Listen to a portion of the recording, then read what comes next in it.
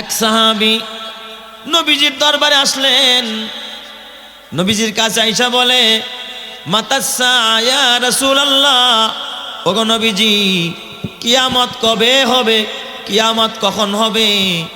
নবীজি আমার বিরক্তের ছলে আল্লাহর নবী জিজ্ঞাসা করলেন, ওমা আদাত তালাহা। এই সাহাবী বারবার খালি জিজ্ঞাসা করো কিয়ামত কবে হবে, কিয়ামত কবে হবে। এই কিয়ামতের জন্য তুমি কি প্রস্তুতি নিয়েছো?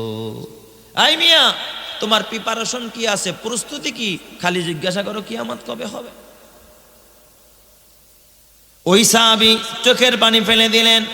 হযরতে আনাস বলেন, এই সাহাবী যেই উত্তরটা দিলেন, উত্তর শুইনা নবীজি যেই উত্তরটা দিয়েছেন, নবী যেই কথাটা বলেছেন, ওই কথাটা আমরা সাহাবায়ে কেরাম যখন শুনেছি, ঈদের দিনে আর মানুষ কতটা আনন্দিত হয়, তার থেকে কয়েক গুণ বেশি আনন্দিত আমরা হয়েছি।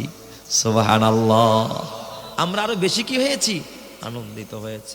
হযরত আনাস ইবনে মালিক রাদিয়াল্লাহু তাআলা আনহু বললেন, ও সাহাবী, তুমি জিজ্ঞাসা করো কিয়ামত কবে হবে, তুমি কিয়ামতের জন্য কি প্রস্তুতি নিয়েছো? সাহাবী চোখের পানি ফালায়া ডাক দেয়া কয়, ইয়া রাসূলুল্লাহ, ইয়া হাবিবাল্লাহ, আমার কোনো প্রস্তুতি নাই, তবে আমার কাছে দুইটা জিনিস আছে। সুবহানাল্লাহ। কোন সব? কয়টা জিনিস আছে? দুইটা জিনিস আমার কাছে আছে। নবীজি বললেন, কি দুইটা জিনিস? ওই সাহাবী ডাক দিয়া কয়, নবীজি, এক নাম্বার জিনিস হলো ইন্নী উহিব্বু রাব্বি আল্লাহ, আমি আমার রব আল্লাহরে আমি ভালোবাসি।